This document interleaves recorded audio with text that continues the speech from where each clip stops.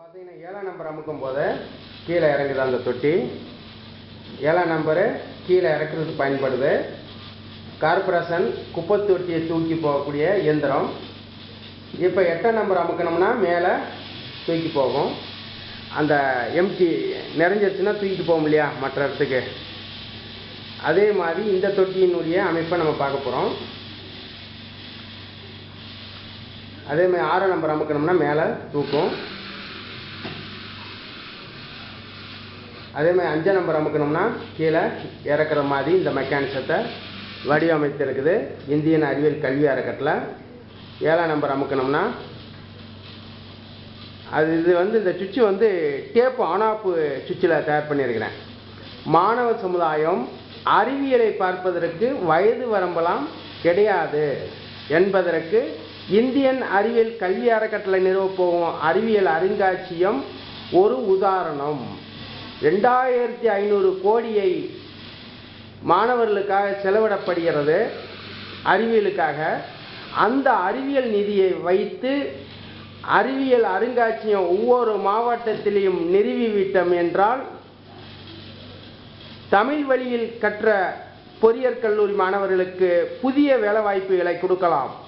ஏனென்றால் இன்றைய படிக்கிற மாணவர்களுக்கு அறிவியலை செய்து காட்டணும் என்றால் இந்த மாதிரி பொறியியற் கல்லூரி மாணவர்களுக்கு இந்த மாதிரி மிஷின்களை மற்ற மாணவர்களுக்கு இயக்கி காட்டுற அளவுக்கு பயிற்சிகளை கொடுத்து அந்த அருங்காட்சியகத்தில் வேலைவாய்ப்புகளை கொடுத்து புதிய வேலைவாய்ப்புகளை புதிய பொறியாளர்களுக்கு மாணவர்களுக்கு வேலைவாய்ப்புகளை ஒவ்வொரு மாவட்டத்திலையும் 600 பேர்களுக்கு வேலைவாய்ப்பு நம்ம கொடுக்கலாம். அந்த 600 பேர்களுக்கு எப்படி வேலைவாய்ப்பு என்றால் இந்த மாதிரி மெக்கானிசத்தை மாணவர்களுக்கு இயக்கி காட்டுவதற்கு அவர்கள் தேவைப்படுகிறது. இந்தியன் அறிவியல் கல்வி அறக்கட்டளை நிறுவப்போகும் அறிவியல் அருங்காட்சியகத்தில் அந்த அறிவியல் அருங்காட்சியகத்தில் உதிரி பாகங்கள் இந்த மாடல் அவங்களுக்கு பிடிச்சிருக்குன்னா அந்த மாடலுடைய உதிரி பாகங்கள் அந்த அறிவியல் நுழைவாசல்லே கிடைக்கும்படியாக இந்தியன் அறிவியல் கல்வி அறக்கட்டளை முடிவு செய்திருக்குது. இந்த மாதிரி பொருள் 300 பொருள்களை வைத்து இந்தியன் அறிவியல் கல்வி அறக்கட்டளை ஒரு அறிவியல் அருங்காட்சியகத்தை நிறுவப்போகுது. இப்போ 2014 அன்று 3000 கோடி மாணவர்களின் பெயரை சொல்லி அறிவியலுக்காக நிதி ஒதுக்கியிருக்காங்க. மோடி ஐயா இதை மாணவர்களுக்கு நிரந்தர அறிவியலை கொடுப்பதற்கு அந்த 3000 கோடியை செலவழிப்பார் என்று நம்புகிறேன். அவருக்கு லெட்ரு அனுப்ப திட்டமிட்டிருக்கிறேன்.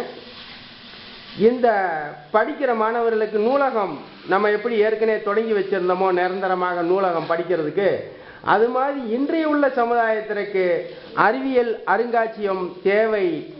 அதற்காக இந்தியன் அறிவியல் கல்வி அறக்கட்டளை 25 வருஷமாக முயற்சி செய்து கொண்டிருக்குது. அந்த முயற்சிக்கு அரசு செவி சாய்க்க வேண்டும். இந்த 2500 கோடி ரூபாய் இவ்வளவு வருஷமாக செலவழித்தது போதும், இனிமேலும் செலவழிக்கக்கூடாது. அதை அறிவியல் அருங்காட்சியகமாக நிறுவிவிட்டு அந்த தமிழ் வழியில் கற்ற மாணவர்களுக்கு புதிய வேலைவாய்ப்பை நாம் அறிவியல் அருங்காட்சியகத்தின் மூலமாக உருவாக்க முடியும். ஒவ்வொரு மாவட்டத்திலும் 600 பேருக்கு வேலைவாய்ப்பு. எப்படி என்றால் இந்த மாதிரி பொருள்களை இயக்கி காமிப்பதற்கு 300 மாணவர்களுக்கு 300 பொருள்களை வைத்து 300 அரங்கங்களை நிறுவி அவர்களுக்கு வேலைவாய்ப்பு. இந்த மாதிரி பொருள்களை உதிரி பாகங்களை தயார் பண்ணுவதற்கு சுற்றி பார்க்க வரக்கூடிய மாணவர்கள் இந்த மாதிரி மாடல்கள் எனக்கு பிடித்திருக்கு, இது எனக்கு வேணும் என்று கேட்டால் உதிரி பாகங்கள் கிடைப்பதற்கு ஒரே இடத்தில் அந்த அருங்காட்சியகத்தில் கிடைக்கிறதுக்கு உதிரி பாகங்களை செய்வதற்கு 300 பேரும் இயக்குவதற்கு 300 மாணவர்களும் மொத்தம் 600 பேர்களுக்கு ஒவ்வொரு மாவட்டத்திலையும் வேலைவாய்ப்பு கிடைக்கும் என்பதை இந்தியன் அறிவியல் கல்வி அறக்கட்டளை சார்பில் சொல்லிக்கொண்டு இந்த கருவியை ஸ்டேரிங் கண்ட்ரோலை இயக்கிறேன். இது லெஃப்ட்டு ரைட்டு இந்த இதுக்கு எப்படி வளையுதுன்னா 3ஆம் நம்பர் என்ன வேலை செய்யுது, 4ஆம் நம்பரு என்ன வேலை செய்யுது. அப்புறம் முன்னாடி நகர்த்துவதற்கும் பின்னாடி நகர்த்துவதற்கும் இதில் ஆப்ஷன்லாம் இருக்குது. இதில் எல்லா மூமெண்ட்டுமே நடக்கும். இப்போ குப்பை தொட்டி தூக்கிட்டு அது வண்டி போயிருச்சு.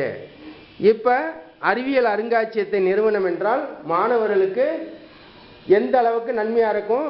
அவர்கள் பல இயக்கங்களை தெரிஞ்சுக்கிறது தான் பள்ளியில் வந்து பயிலுகிறார்கள். ஆனால் தேரியாகவும் எழுதக்கூடிய ப்ராக்டிக்கலாகவும் தான் போகிறாங்களே தவிர மிஷினரியை பற்றி அவர்களுக்கு கொஞ்சம் கூட தெரியவில்லை. ஆகையினால் இன்றைய உள்ள அறிவியல் சமுதாயம் என்று நிரூபிக்க வேண்டுமென்றால் ஒவ்வொரு மாவட்டத்திலையும் நாம் அறிவியல் அருங்காட்சியகத்தை, இந்தியன் அறிவியல் கல்வி அறக்கட்டளை நிறுவப்போம் அருங்காட்சியகத்தை இந்திய அரசு 3000 கோடி மாணவர்களுக்காக அறிவியல் மேம்பாட்டு திட்டத்தில் ஒதுக்கியிருக்காங்க. அந்த அறிவியல் நிதியை அருங்காட்சியகமாக நிறுவி ஒவ்வொரு மாவட்டத்திலையும் தமிழ் வழியில் கற்ற மாணவர்களுக்கு வேலைவாய்ப்பை 600 பேர்களுக்கு கொடுக்கக்கூடிய திட்டத்தை இதை அமுல்படுத்த வேண்டும் என்று சொல்லி விடைபெறுகிறேன். நன்றி, வணக்கம். இந்தியன் அறிவியல் கல்வி அறக்கட்டளை நிறுவனர் P.O. ஜெயபாண்டியன், சயின்டிஸ்ட். இதை 2014 அன்று காமராஜர் ஐயா பிறந்த நாள் அன்று இந்த சீடியை வெளியிட இருக்கிறேன்.